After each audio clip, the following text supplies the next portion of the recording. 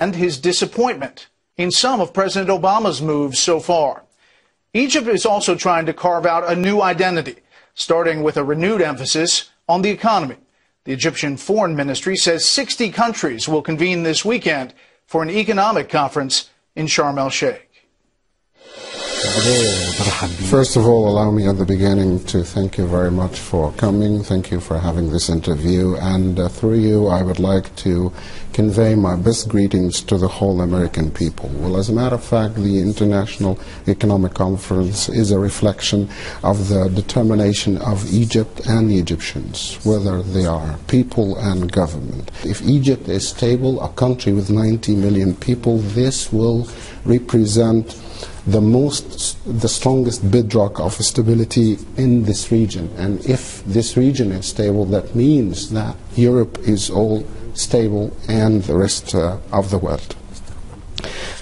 So what we have been doing is that we are making all what we can in order to create an investment conducive environment. We're making all we can to restore the health of the economy. Basically, you're open for business. Mr. President, you talked about regional stability. In recent days, you've met with the King of Jordan, the King of Saudi Arabia, about possibly forming this joint Arab force, this coalition, this alliance to counter ISIS.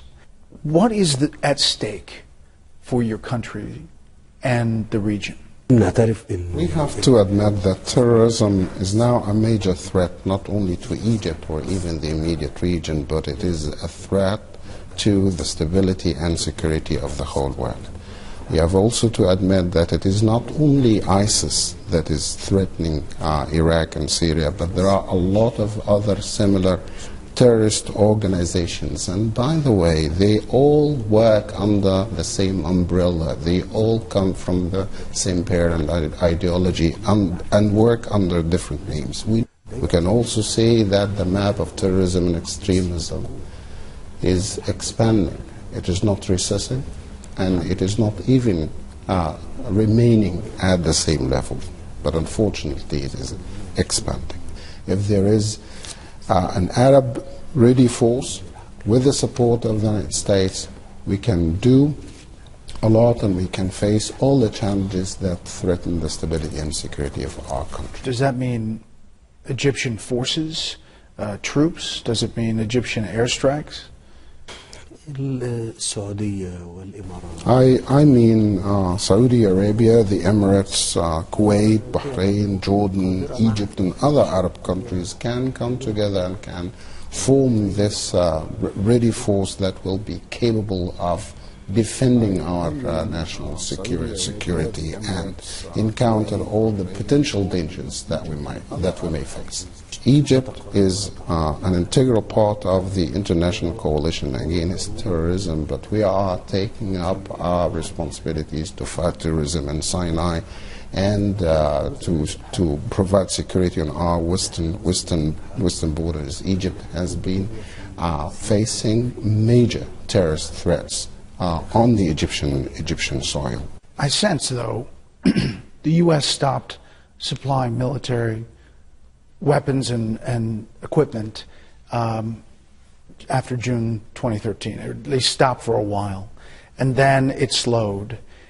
I sense this frustration about getting enough U.S. support to help you in your fight when I talk to people here. Is that a fair assessment? Let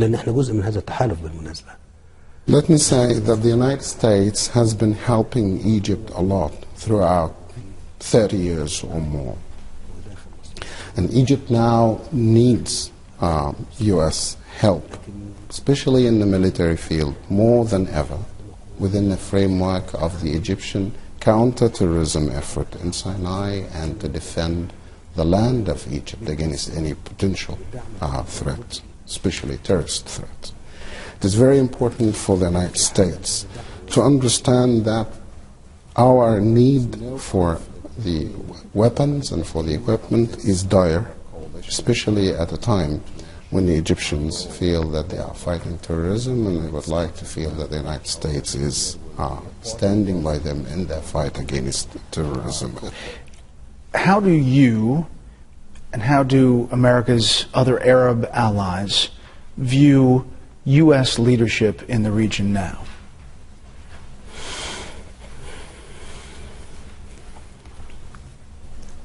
Difficult questions. That got the English response. لازم نعترف إن الوضع. As a matter of fact, we have to admit that the region is facing very tough circumstances now. Public opinion here feels a lot of threats and is really worried. And the public opinion wants to see a big response from capable countries that are able to provide assistance to them. For example, the suspending of the equipment, of the US equipment and arms was a negative indication to the public opinion that the United States is not standing by the Egyptians. 30 June 2013 till now is a long time, more than a year and a half now. We thought that the United States would take time to understand what really happened in Egypt, but we need really to understand that it was and has been the will of the Egyptians. So when what happened here in Egypt is characterized as a coup, overthrowing a democratically elected president, Mohamed Morsi, you say what? It's not that simple. It was true. It was free and fair elections where the Egyptian people chose the former President Morsi. That's true. Because the Egyptians at that time were very sympathetic with the concept of religion that this religious faction gave to the people and offered the people. It is true that there were free and fair elections when the Egyptians chose him, but when the Egyptians wanted to remove that political leadership from office, the constitution did not give them that right to impeach a president. And so millions of Egyptians, scores of millions of Egyptians took to the street to voice their protest against the political leadership and asked for early elections in order to sort out these issues, or for the regime to step down. Unfortunately, the political leadership did not respond positively to the demands of the people, and the imminent result was that the country was going into a vicious cycle of civil war between few supporters and the striking majority of the Egyptians. Egypt is leading a major effort to reform this misrepresentation of religion, to instate the real understanding of divine ideologies and divine ideas, and this is what Egypt is really pursuing now and for the future. We are fighting all the misconceptions that created extreme ideologies, which by turn created terrorism that is threatening the whole world. We need to stop, we need to reflect, and we need to ask ourselves what brought us here and how we can correct the course. This is my message to everybody. As we sit here talking about Islam, you can hear the faint chant of prayers outside the palace walls here. You wrote your dissertation on democracy in the Muslim world when you were at the Army War College in the U.S. in the late 90s. Is Islam compatible with democracy?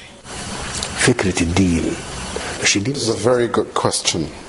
And allow me to say to you that real Islam gives complete freedom to the human being to choose not only the person who is going to rule that country, but the freedom to have a faith in God, to believe in God in the first place, or not to believe in God in the first place. There is no conflict whatsoever between the real core of Islam and between democracy. Democracy is respecting the will of the people and the freedom of the people, and Islam calls and instates this entitlement and this godly endowment to the human being.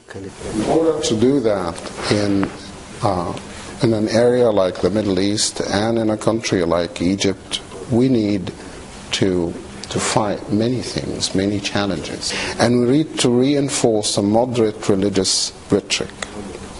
And we need also to exert a lot of effort in public awareness, education and culture, and making sure that we have this concept of respecting the other, any other, respecting the diversity of the world.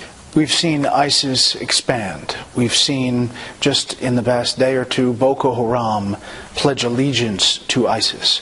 We've seen, obviously, the depravity, the beheadings, including the Egyptian Christians in Libya.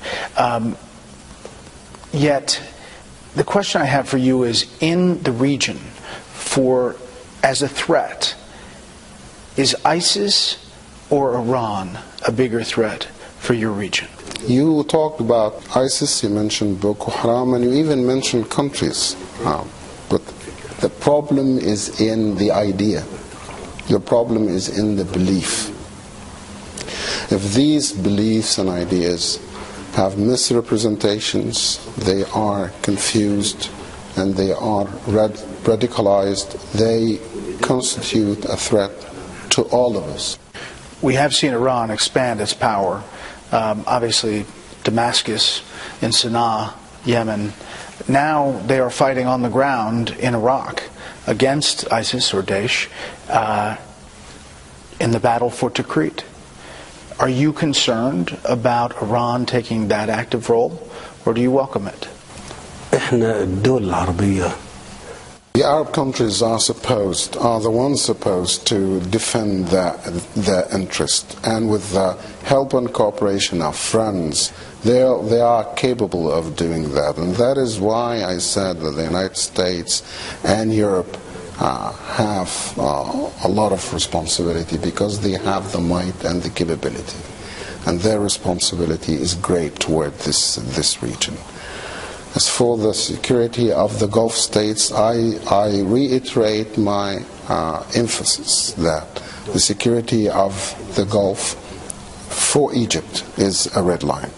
And we can together, I mean the Arab countries, together with the support of the United States, with the support of the Western world, to be able to check and counter all the challenges that we have.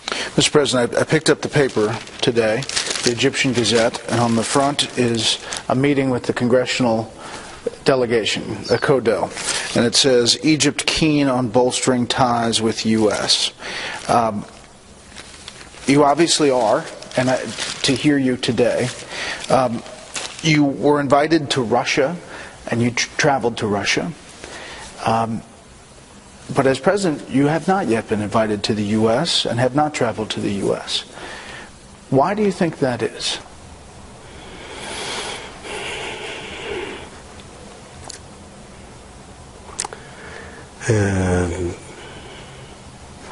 أنا الكونجرس امبارح دعاني إن أنا أجي. Well, as a matter of fact, I received an invitation from members of the U.S. Congress to speak to the Congress members, and I believe the invitation is on and the visit is available, but I understand that it might take some time before there is a complete understanding of what took place in Egypt. Undoubtedly, it needed a lot of clarification, it needed a lot of enlightened arguments in order to explain all the complications that shadow this region, including Egypt. But Egypt is very much committed to the relations with the United States, and Egypt is really keen on the strategic partnership with the United States. Mr. President, on behalf of Fox News, thank you very much for your time. Shukran.